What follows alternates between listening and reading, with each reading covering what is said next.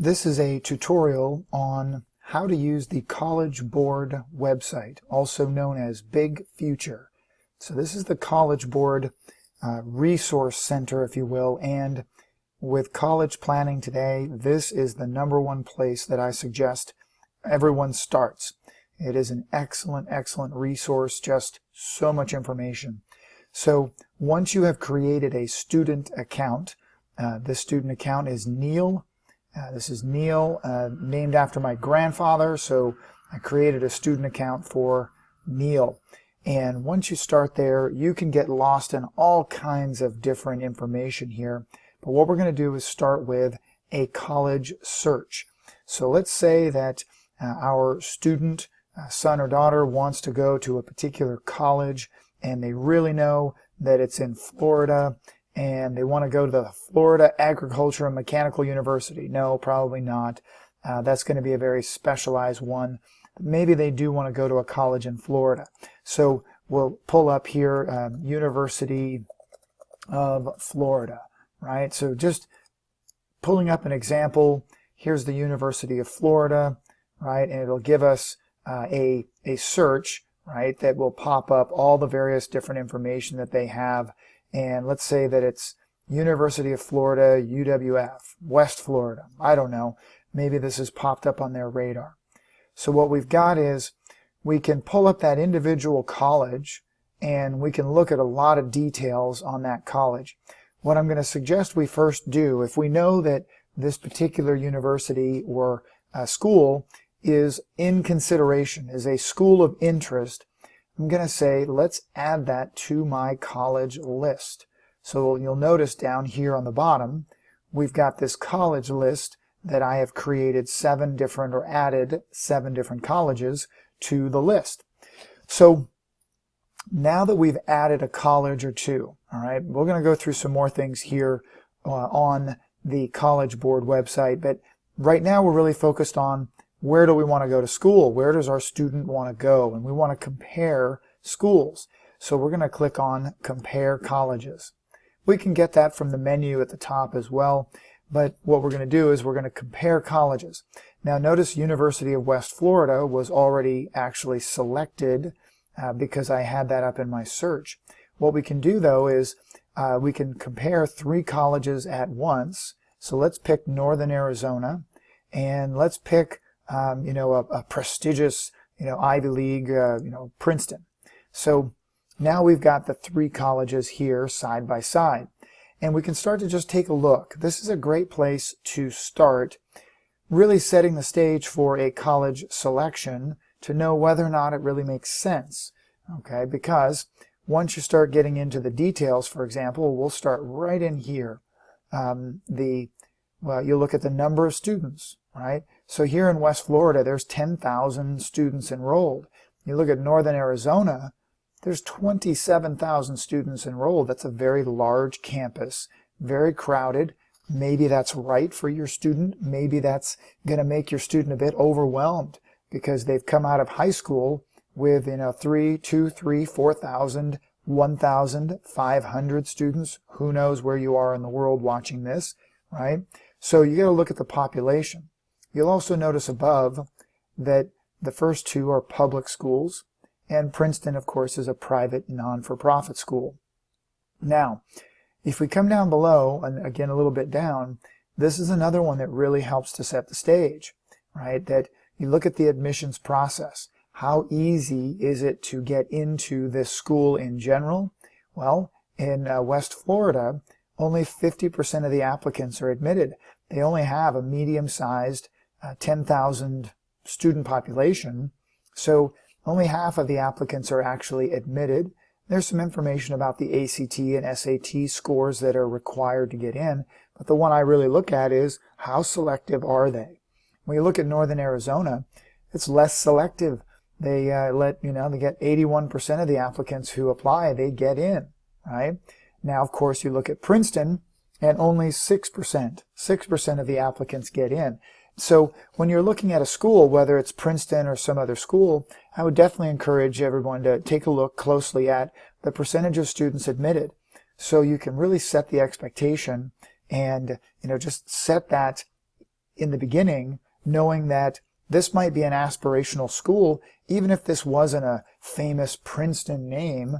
If the application acceptance rate or applicant acceptance rate is low, you might want to just set some reality there, right? And then, of course, down at the bottom, the cost and financial aid. Here, Florida University, the University of West Florida, is actually on the list of one of the most affordable schools in the country.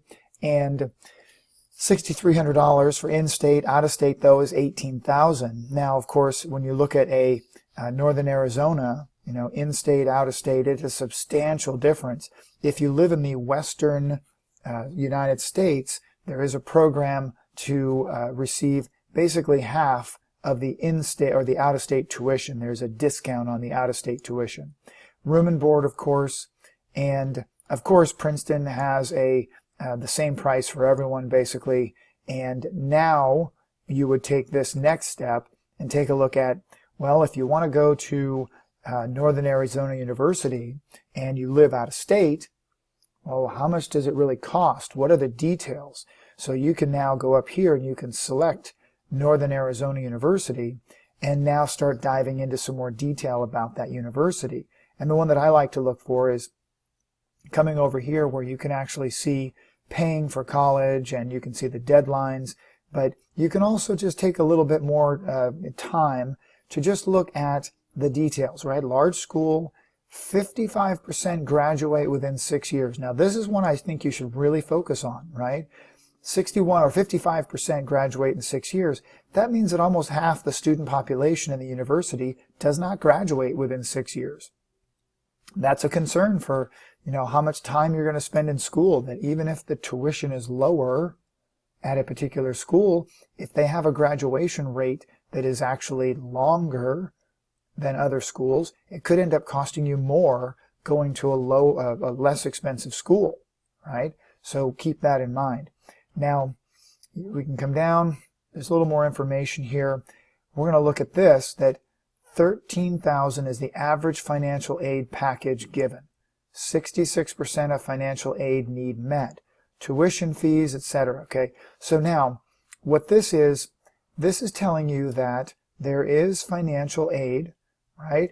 And that 66% on average of the financial need that a student has, the school will find a way to put together a package to help meet 66% of that financial aid, that financial need. Means that it could be student loans, it could be scholarships, it could be work study, it could be any number of things. Okay, so there's some more information there. When you get into the details of that, you can actually go to first, paying for school.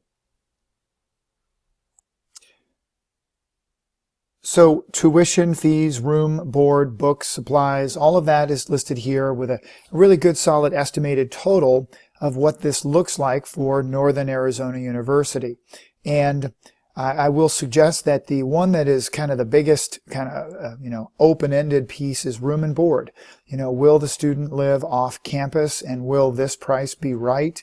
I will suggest that a lot of schools, they have mandatory live on campus in freshman year. I think that's kind of a scam myself, but it's so they can charge for student housing. So keep that in mind. Be advised. Don't necessarily assume that they have to stay on campus. It's not that it's not a bad idea, but don't necessarily assume that it's a requirement, because some schools will really push that, and as it turns out, it's not a mandatory thing. So when you go through a little further, you can actually go through and how to apply for aid. And they'll tell you what your financial aid deadlines are. Financial aid by the numbers is a big one. This is the one you really want to look at by school so you can see what it looks like. And again, you'll notice 66% of need met, right? So 98% of freshmen with a need who received financial aid, meaning that they have a history of really finding the financial aid necessary, right? So when you look down a little further, you have 74% applied for need-based aid. 83% were considered to have a need, right? And then 81% were offered aid. And then of the percentage that had the full need met, big deal, Only 11% had the full need met. So the school doesn't necessarily meet 100% of the need met. But their numbers aren't as big as a Princeton, for example, right? So the average need-based loan, $3,400. The average need-based scholarship, $7,500. Average non-need-based aid, that's going to be work aid, that's going to be grants, things like that. And then the average indebtedness after graduation, that is a big deal. Watch for that, because the average indebtedness, student loan debt, for some other universities is substantial. Some of them are huge, 3-4 times this much. So it's important to pay attention to that. The school work-study program for sure, right? And then non-need-based aid, right? So you've got a number of things. You've got these things are determined by ROTC participation, for example, right? Minority status is considered. Leadership positions, were you in student government, in athletics? Academics, is there an alumni background, right? Do you have a connection to the school?